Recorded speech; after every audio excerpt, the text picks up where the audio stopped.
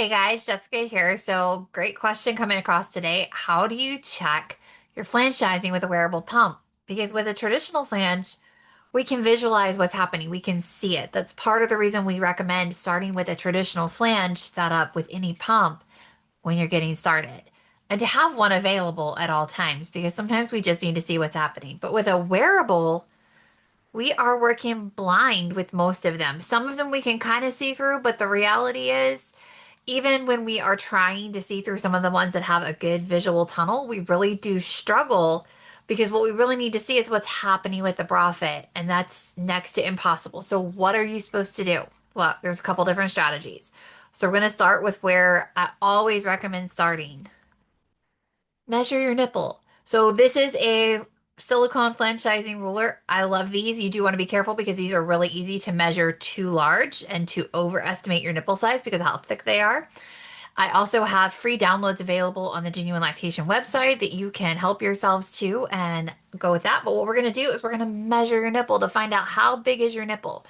From there, depending on your elasticity and the type of nipple tissue you have, you're going to be somewhere in that proximity. The vast majority of moms that I see in my practice, and I have sized hundreds and thousands of moms now, is going to be 1 to 2 millimeters bigger than your base nipple size pre-pump.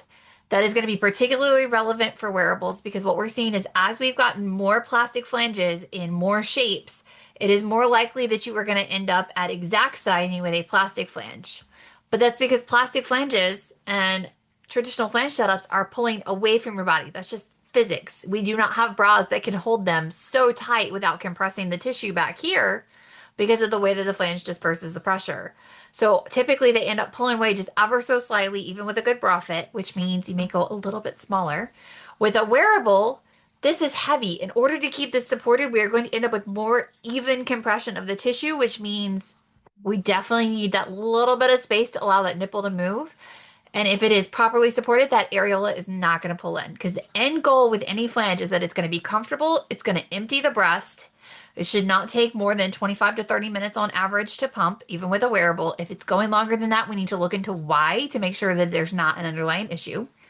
And we want to see that only the nipple is going in. So only your nipple goes into the flange tunnel.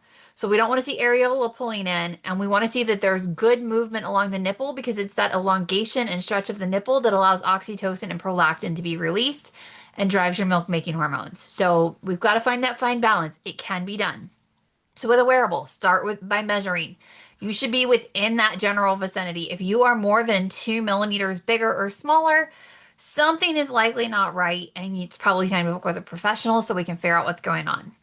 Next step, pump with your wearable. Use your inserts. And then what we're going to do is right after you pull it off, take a photo of the nipple front and side. Don't try and do this live. Use that smartphone for your benefit.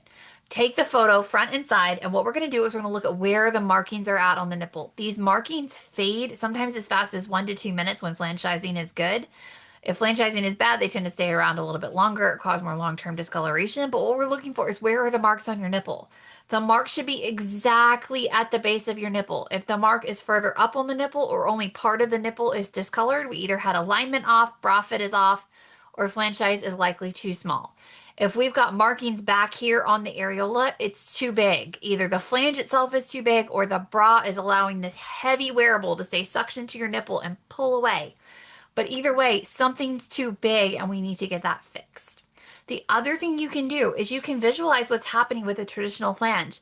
But here's the trick. To get it to mimic what's going on with the wearable, what you have to do is put even pressure on the flange all the way around it to mimic how firmly your bra is holding your wearable pump. If we do not have that pressure, that's not going to be a super accurate video to use for your wearable. So make sure you're getting that pressure. So what you need to do again, start by checking your sizing to make sure you're within the general size range. Check what's happening by visualizing those marks, and then visualize with your traditional flange using that backwards pressure. And if you need help, do not hesitate to book with a professional that specializes in wearable pumps.